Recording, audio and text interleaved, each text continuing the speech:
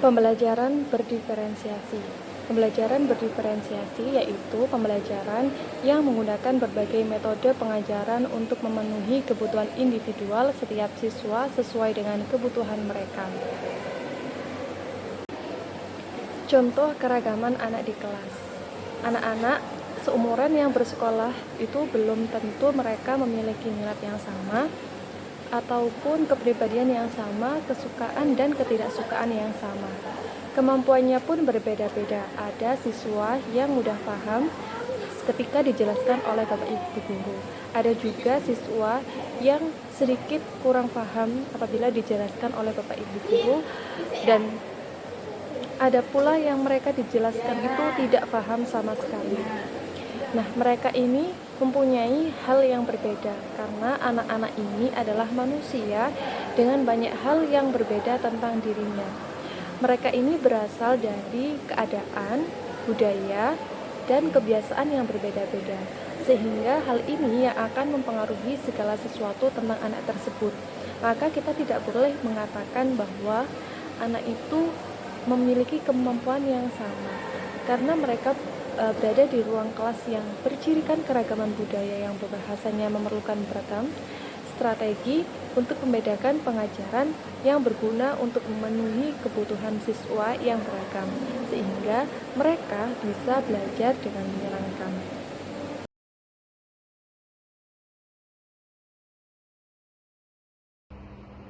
Adapun teori yang melatar belakangi pembelajaran berdiferensiasi diantaranya yaitu yang pertama ada teori sistem ekologi, yang kedua teori multiple intelligences, yang ketiga teori zone of proximal development, dan yang terakhir adalah teori learning modalities. Selanjutnya yang akan kita bahas pertama adalah teori sistem ekologi.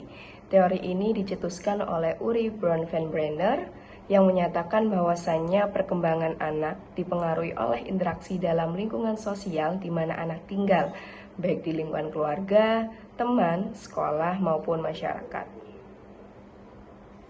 Teori sistem ekologi ini memiliki 5 tingkatan, yaitu yang pertama adalah mikrosistem, yang kedua mesosistem, ketiga eksosistem, yang keempat makrosistem, dan yang terakhir adalah kronosistem.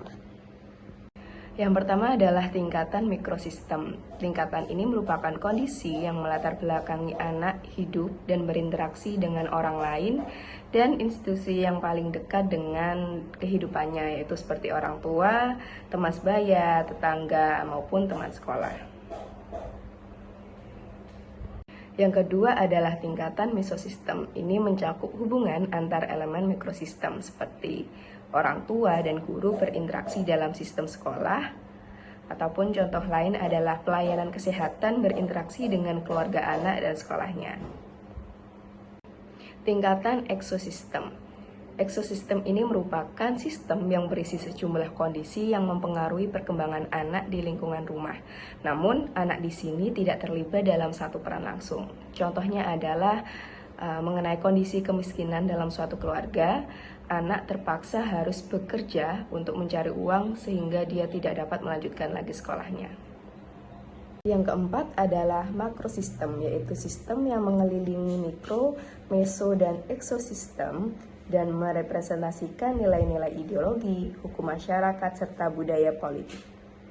Sedangkan yang terakhir adalah kronosistem, yang merupakan dimensi waktu yang menuntun perjalanan setiap level sistem dari mikro dan makro.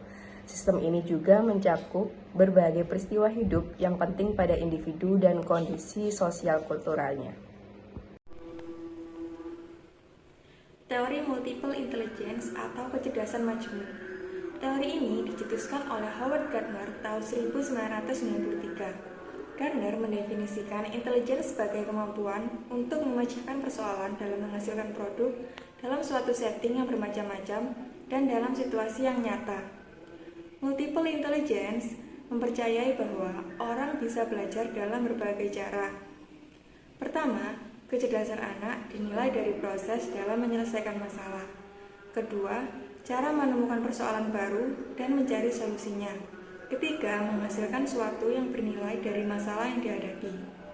8 jenis multiple intelligence anak antara lain: yang pertama, kecerdasan spasial atau visual, 2 kecerdasan linguistik atau verbal, 3 kecerdasan logis atau matematika, 4 kecerdasan kinestetik atau jasmani, 5 kecerdasan musik, 6 kecerdasan interpersonal, 7 kecerdasan intrapersonal, 8 kecerdasan naturalistik.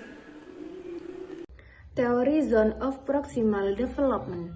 Teori Zone of Proximal Development yaitu jarak antara tingkat perkembangan potensial yang ditujukan melalui pemecahan masalah dengan bimbingan orang dewasa atau dengan kolaborasi teman sebaya. Contoh dari teori Zone of Proximal Development yaitu ketika siswa dihadapkan dengan situasi permasalahan nyata yang memerlukan pemecahan melalui pemikiran kritis, penelitian, dan kolaborasi dengan guru maupun dengan teman sebaya. Teori yang terakhir adalah teori learning modality. Teori learning modality atau modalitas dalam belajar ini kerap diinterpretasikan sebagai gaya belajar. Modalitas dalam belajar ini dibagi menjadi 3 dan sering disebut dengan VAK atau visual, auditory, dan kinestetik. Berikut ini akan dijelaskan mengenai ketiga hal tersebut. Yang pertama ada modalitas belajar visual, yakni menerima informasi yang lebih efisien melalui gambar. Otak seseorang dengan modalitas belajar ini cenderung lebih mudah dalam mengingat informasi yang ada pada gambar daripada mengingat sesuatu yang dikatakan atau ditulis oleh seseorang.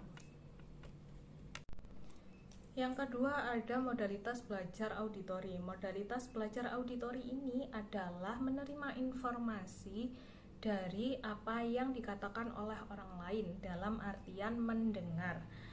Biasanya orang dengan modalitas belajar seperti ini, mereka cenderung lebih suka mengajukan pertanyaan dan melakukan diskusi untuk mendapatkan klarifikasi atas apa yang mereka tanyakan.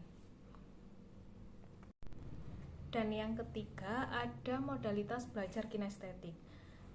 Pada modalitas belajar kinestetik ini, peserta didik menerima informasi melalui gerakan atau aktivitas fisik. Peserta didik bisa diajak untuk melakukan pembelajaran secara langsung atau direct learning berdasarkan pengalaman, dan bisa juga diajak untuk belajar sambil melakukan sesuatu atau learning by doing.